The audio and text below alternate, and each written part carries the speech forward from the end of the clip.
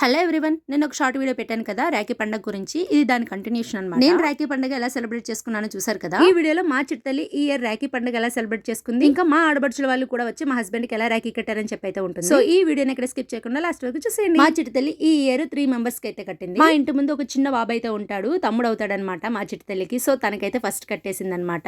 Next evening మా బావగారాల ఇంటికి అయితే వెళ్ళాము. అక్కడ వాళ్ళ అన్నయ్యకి రాఖీ కట్టింది అనమాట. చూస్తున్నారు కదా ఎంత చక్కగా రాఖీ కట్టి ఆశీర్వాదాలు తీసుకుంటుందో. ఈ ఇయర్ రాఖీ పండుగ సెలబ్రేషన్స్ మా బావగారు వాళ్ళ ఇంట్లో అయితే సెలబ్రేట్ చేసుకున్నాము. మా ఆడబడుచుల వాళ్ళ హస్బెండ్స్ కి మా తోటకోళ్ళు అయితే రాఖీ కడుతున్నారు. ఎవ్రీ ఇయర్ కూడా వాళ్ళకి రాఖీ కడతారనమాట. అన్నయ్య అని పిలుస్తారు వాళ్ళని. మా ఇద్దరు ఆడబడుచుల్ని నేను పిన్నెలని పిలుస్తాను అనమాట. సో వాళ్ళ హస్బెండ్స్ నాకు బాబాయ్లు అవుతారు కాబట్టి సో నేనైతే కట్టను. మా తోటకోళ్ళ అన్నయ్య అని పిలుస్తుంది కాబట్టి వాళ్ళకైతే కడుతుంది అనమాట. ఎవ్రీ ఇయర్ కూడా మిస్ అవ్వకుండా. యాక్చువల్ గా ఏమైంది అంటే మా పెద్ద ఆడబడుచు వాళ్ళు మా హస్బెండ్ కి కడదామని మా ఇంటికి అయితే వచ్చారు. మేము కూడా మా చిట్టతల్లి వాళ్ళ అన్నయ్యకి రాఖీ కట్టడానికి వాళ్ళ ఇంటికి వెళ్తున్నాము. ఎలాగో వాళ్ళ ఇంటికి వెళ్తున్నాం కదా, ఇంకందరం కూడా అక్కడే సెలబ్రేట్ చేసుకోవచ్చు అని అయితే వెళ్ళిపోయాము. మా అక్కగారు అయితే 1 వీక్ ముందే చెప్పేశారు ఈ ఇయర్ రాఖీ పండుగ మా ఇంటి దగ్గర సెలబ్రేట్ చేసుకోవచ్చు, అందరూ కూడా వచ్చేయండి అని చెప్పేసి. సో అందరం కూడా ఈ ఇయర్ అక్కడికే వెళ్ళిపోయామన్నమాట.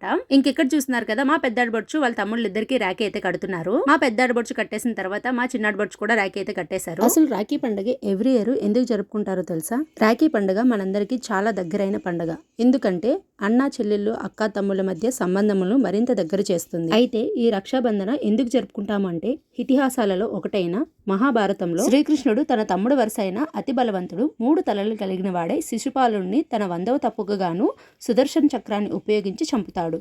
ఆ సమయంలో ఆ సుదర్శన చక్రం వల్ల శ్రీకృష్ణుడి వేలికి గాయం అవుతుంది. అప్పుడు పాండవుల భార్య వరుసకు చెల్లెలైన ద్రౌపదీదేవి తన చీర కొంగుని చింపి తన గాయానికి కడుతుంది. దీంతో ఆ శ్రీకృష్ణ భగవానుడు నీకేదైనా ఆపద వస్తే కాపాడుతానని ప్రతిజ్ఞ చేస్తాడు. అందుకే కౌరవులతో పాండవులు జూదంలో ఓడినప్పుడు ద్రౌపదీదేవి వస్త్రాభరణం చేసే సమయంలో ఇచ్చిన మాటని నిలబెట్టుకుని కాపాడుతాడు. కాబట్టి శ్రీకృష్ణుడి గాయానికి ద్రౌపది కట్టిన చీరకి గుర్తుగా మనం రాఖీని ఉపయోగిస్తాం. అందుకని ఎవ్రీ ఇయర్ కూడా మనం రాఖీ పండుగని సెలబ్రేట్ చేసుకుంటాము. మేమైతే వెళ్ళినప్పటి నుంచి రాఖీలు కట్టుకోవడంలోనే బిజీ అయిపోయాము. ఈ లోపు మా అందరి కోసం మా అక్క మా బావగారు కలిపి టిఫిన్స్ అయితే రెడీ చేశారు. ఇక్కడ చూస్తున్నారు కదా మా అక్క అయితే చాలా బిజీగా ఉన్నారు. ఇంకెక్కడ మా కోసం ఏమేమి ప్రిపేర్ చేశారంటే 3 రకాల చట్నీలు అయితే ప్రిపేర్ చేశారు. కొత్తిమీర చట్నీ, బొంబాయి చట్నీ, ఇంకా పల్లీల చట్నీ, చపాతీ, దోశ, పెసరట్టు, ఇడ్లీ, ఇన్ని రకాల టిఫిన్స్ అయితే మా అందరి కోసం ప్రిపేర్ చేశారు. ఇంకందరం చక్కగా కూర్చొని మాట్లాడుకుంటూ హ్యాపీగా టిఫిన్స్ అయితే చేసేసి ఎవరింటికి వాళ్ళం బయలుదేరిపోయామన్నమాట.